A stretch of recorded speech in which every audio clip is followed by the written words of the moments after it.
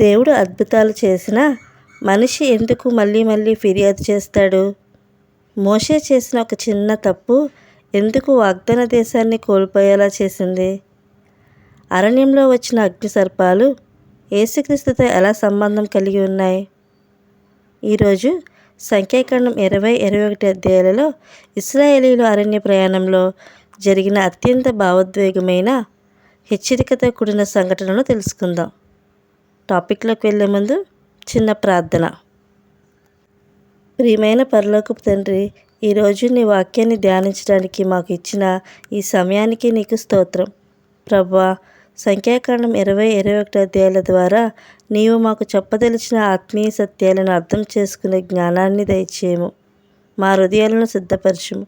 వినేవారి జీవితాల్లో నీవు మాట్లాడము. యేసుక్రీస్తు నామంలో ప్రార్థిస్తున్నాము తండ్రి, ఆమేన్. ఇక టాపిక్లోకి వెళ్దాం. ఇప్పటి వరకు ఇశ్రాయేలీయులు అరణ్య ప్రయాణంలో చాలా సంఘటనలు జరిగాయి. 15-19 అధ్యాయాల వరకు దేవుడు తన ప్రజలకు పరిశుద్ధత, విధేయత, యాజకత్వం గురించి బోధించాడు. అలానే కోరాహు తిరుగుబాటు ద్వారా దేవుడు తన నియమించిన నాయకత్వాన్ని గౌరవించమని చూపించాడు. అయినా ప్రజల హృదయంలో ఫిర్యాదు, అవిశ్వాసం పూర్తిగా పోలేదు. ఇప్పుడు అరణ్య ప్రయాణంలో చివరి దశకు చేరుకున్న ఇశ్రాయేలీయులు మరోసారి పరీక్షలను ఎదుర్కొంటున్నారు. అక్కడ నుంచే సంఖ్యాకాండం 20-21 అధ్యాయాల కథ ప్రారంభమవుతుంది. అలా అరణ్య ప్రయాణంలో కొనసాగుతుండగా ఇశ్రాయేలీయులు కాదేషు అరణ్యానికి చేరుకున్నారు. అక్కడ మోషే అక్క అయిన మిరియాము మరణించింది. ఎర్ర సముద్రం దగ్గర దేవుని స్తుతించిన అదే మిరియాము ఇప్పుడు అరణ్యంలో తన ప్రయాణాన్ని ముగించుకుంది. అలా ప్రజలు దుఃఖించాల్సిన సమయంలో కూడా సమస్యల మీదే దృష్టి పెట్టారు. ఎందుకంటే అక్కడ నీళ్లు లేవు. వారు మోషే, అహరోనుతో గొడవపడుతూ, మమ్మల్ని ఎందుకు ఈ అరణ్యంలోకి తీసుకొచ్చారు? ఐగుప్తులోనే ఉంటే బాగుండేది అంటూ ఫిర్యాదు చేయడం ప్రారంభించారు. అప్పుడు మోషే, అహరోను దేవుని సన్నిధికి వెళ్ళారు. దేవుడు మోషేతో బండతో మాట్లాడు, అప్పుడు నీరు వస్తుంది అని చెప్పాడు. కానీ మోషే కోపంతో ప్రజల ముందు నిలబడి, ఓ తిరుగుబాటు చేసే ప్రజలారా, ఈ బండ నుండి మేము మీకు నీళ్లు తీయాలా అంటూ అతను బండను ఒక్కసారి కాదు 2 సార్లు కొట్టాడు. నీరు వచ్చింది. ప్రజలు తాగారు. కానీ దేవుడు సంతోషించలేదు. ఎందుకంటే దేవుడు మాట్లాడమన్నాడు. కానీ మోషే కోపంతో బండను కొట్టాడు. అప్పుడు దేవుడు, నన్ను పరిశుద్ధుడిగా ప్రజల ఎదుట ఘనపరచలేదు. కాబట్టి నీవు ఈ ప్రజలను వాగ్దాన దేశంలోకి తీసుకెళ్ళలేవు అని చెప్పాడు. ఆ తర్వాత ఇశ్రాయేలీయులు ఏదెము దేశం గుండా వెళ్ళడానికి అనుమతి అడిగారు. కానీ ఏదెము రాజు వారిని అడ్డుకున్నాడు. అందువల్ల వారు మరో దారిలో ప్రయాణం కొనసాగించారు. తర్వాత దేవుడు అహరోను గురించి మోషేతో మాట్లాడాడు. అహరోను జీవితం ముగించబోతుందని చెప్పాడు. హోరు పర్వతంపై అహరోను తన కుమారుడు ఎలియాజరుకు యాజక వస్త్రాలు ఇచ్చి అక్కడే మరణించాడు. ఇశ్రాయేలీయులు 30 రోజులు అతని కోసం దుఃఖించారు. ఆ తర్వాత వారి ప్రయాణం మళ్ళీ ప్రారంభమైంది. మధ్యలో కానాను రాజు ఆరాదు ఇశ్రాయేలుపై యుద్ధం చేశాడు. ఈ సంఘటన తర్వాత ప్రజలు దేవునిని అనుసరించడం ప్రారంభించారు. అప్పుడు దేవుడు వారికి విజయాన్ని ఇచ్చాడు. కానీ కొంతకాలానికి ప్రజలు మళ్ళీ అసహనంతో మాట్లాడడం ప్రారంభించారు. ఈ అరణ్య ప్రయాణం విసుగ్గా ఉంది, ఈ ఆహారం మాకు వద్దు అంటూ దేవునిపై మాట్లాడారు. అప్పుడు దేవుడు అగ్ని సర్పాలను పంపించాడు. సర్పాలు కరిచి చాలామంది చనిపోయారు. అప్పుడు ప్రజలకు తన పాపం అర్థమైంది. వారు మోషే దగ్గరికి వచ్చి, మేం పాపం చేశాము, దేవునితో ప్రార్థించండి అన్నారు.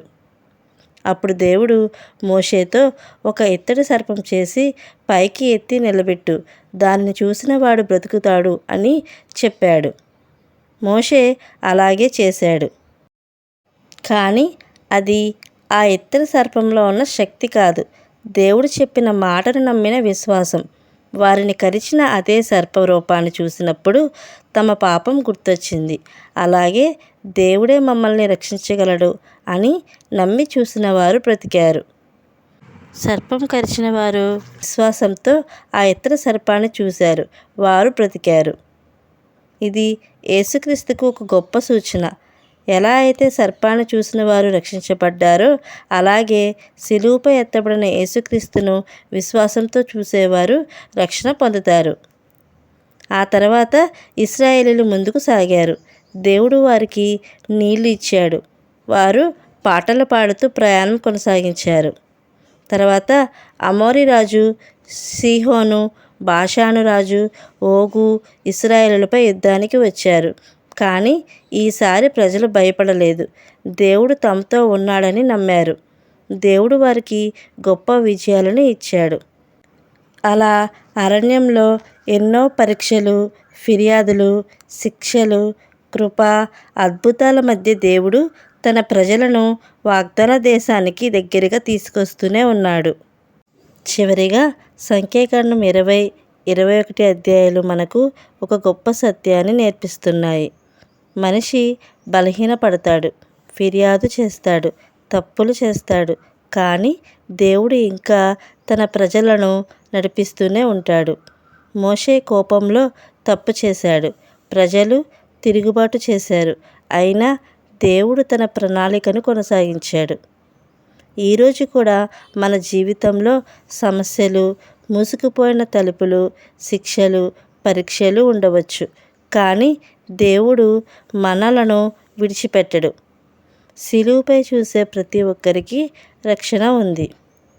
చివరిగా ప్రార్థన చేసుకుందాం. ప్రియమైన పరలోకపు తండ్రి, ఈరోజు నీ వాక్యం ద్వారా మాతో మాట్లాడినందుకు నీకు స్తోత్రం. ఫిర్యాదు చేసే హృదయం కాకుండా కృతజ్ఞత గల హృదయాన్ని మాకు దయచేయము. మోషేలాగా కోపంలో తప్పులు చేయకుండా మమ్మల్ని కాపాడుము.